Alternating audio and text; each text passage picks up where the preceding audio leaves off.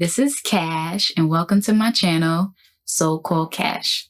In this segment called Top Floor Talks, we get into all things spirituality and energy. So we're out here in the woods, but not really. It's just a town that's in upstate New York. And we just came for a little getaway to relax, get away from the city, the sirens, to be immersed in nature. But while we were here, yesterday, while I was exercising, I had a realization. And this is a realization I've had so many times over the course of my journey of mastering myself.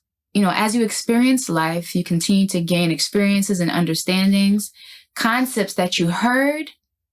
At least for me, concepts that I've heard, I understand more and I begin to embody more because it becomes real in my being. While I was exercising and after I finished exercising, I'm stretching, and stretching, you sitting there holding the pose for a good 30 seconds to a minute. So I think I was doing my quad stretch, and in that silence, my thoughts started running. One of the thoughts is, oh, bed bugs.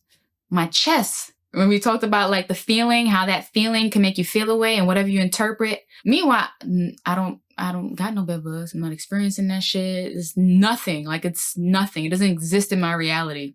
But the thought of it made me feel something. Okay. Then after that, I start thinking about like new things I'm starting to embark on. And I start to get nervous. I'm like, what the hell is going on? I just want to stretch. I just want to enjoy the birds. I saw a red woodpecker. I saw these bluebirds through the window while I'm stretching. And I'm like, what is going on? Like these thoughts are really wilding and it's destroying my experience. Which is why that same quote of, it doesn't matter where you go. You can be in the best environment. It doesn't matter at all if your mind is not right. So here I'm in this great environment, but my mind, I'm allowing it to roll in a direction where I'm not going to be okay. And I know this, but I'm aware of myself. I'm aware of when that happens. I got to pull out my toolbox. So this toolbox is, first off, awareness. Don't just watch the thoughts and roll with it. This I learned, okay? Before I would let it roll. Now I don't. And then the realization just blasted at me. All of this in a quad stretch. Okay. So the realization blasted at me that my thoughts don't create my reality. My feelings do. I was like, And so I just let it rock a little longer. My timer goes off. I'm going to my other leg, still pondering. And I'm like, but that's facts. Because me and my boyfriend were talking about this a few months ago because I had another moment. And these moments happen. I mean, we're here. It's life. I'm getting through my triggers, whatever. It's a constant work. But every time I get better at being able to embrace that work. But so I'm sitting there on my other leg now. And I'm like, that's true. My thoughts don't create my reality. My feelings do. So I'm going to get into that. And of course, there's nuances. It's not just black and white. There's this gray area, which I'm learning to understand too. There's this gray area. And so I started to think about the fact that the thoughts that I was having, those thoughts were starting to make me feel bad. And I was going into my old habits. I don't know what your habits are when you start to go down that slope of those negative feelings, or those feelings you don't want to experience. But for me, I start to get sad. I start to feel like a victim, as if I'm not in control of what I can do to get out of that situation. And so I'm going down. So I'm going down that path. I'm going into the feeling because of the thoughts that I'm having. And then what happens when I get sad and feel like a victim? I stop doing anything in the direction towards the way I really want to feel and towards the life I want to create. I literally stop. Because I start being in those negative feelings, sitting in it. Oh, woe is me. And, all that shit. I start hanging out there instead of hanging out on continuous forward motion towards feeling like the best version of myself, letting go of the past so I could shine now, enjoying my present, creating all the things that I know I want to do, that I want to experience now. And I was like, oh shit, that really is what happens, at least for me, when I pay attention to how the reality works. If I allow certain thoughts to run through my head, they don't create my reality.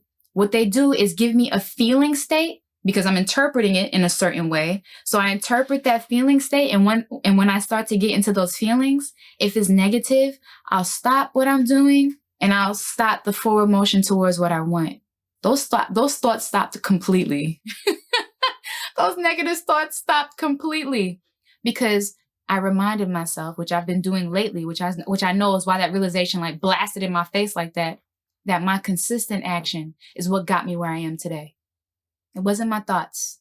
My thoughts kept giving me problems that I had to keep solving. I interpreted them, and those interpretation created feelings. Those feelings created negative feeling states, in turn creating a problem for me I had to solve. I had to remind myself, no, it's your consistent action. And that realizing that over the past 2 to 3 months has been so helpful for somebody who really experienced a lot of emotional trauma. But for somebody who experienced so much emotional trauma, it makes them very sensitive to just, at least for me, for me, it made me very sensitive to experiences with other people. I cared about what they think. I cared about how I'm perceived. I cared about their happiness first. Even like my boyfriend asked me, what about what makes you happy? And I was like, I much prefer that somebody else be happy than me. But I'm doing the work to make sure I get out of that state of mind so I can be the way I want to be now. Because I knew how I wanted to be. I knew I didn't want my past, my parents, my siblings, my old friends. I didn't want whatever I was experiencing with them in the past to be affecting me now. So even though I'm having all those thoughts, I'm feeling like shit, low self-esteem, all this garbage, I'm still taking the action with that other side of my brain that knows what it really wants. I'm still taking action to meditate, to cry, to do rituals in my head, to visualize and imagine, to let it all go and unpack, because I didn't get no closure. I created all the closure of my past through my visualization and meditations. And just letting all that go is my consistent action of constantly going into myself, constantly asking myself questions, constantly allowing myself to open up, because I was very closed off. So that was my little quick cabin in the woods realization that really, really cemented this time. Like it really cemented this time. So for those folks who feel like my thoughts, your thoughts create your reality. For me, I'm like, what happens if your thoughts ain't shit? Well, my boyfriend was like, your thoughts ain't shit, but you damn sure got an amazing life. And it was through that conversation, I was like, that's true.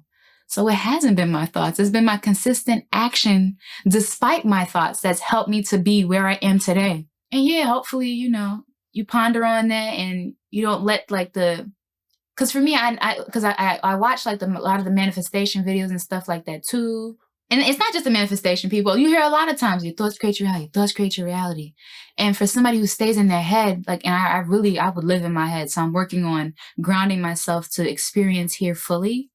It would kind of suck because my thoughts weren't the greatest. But most of the time, it's really amazing thoughts now. I've definitely regained a lot of control over my mind. So that's progress. Well, all right. This has been the Cabin in the Woods edition of Top Floor Talks. Thanks for listening, and until next time.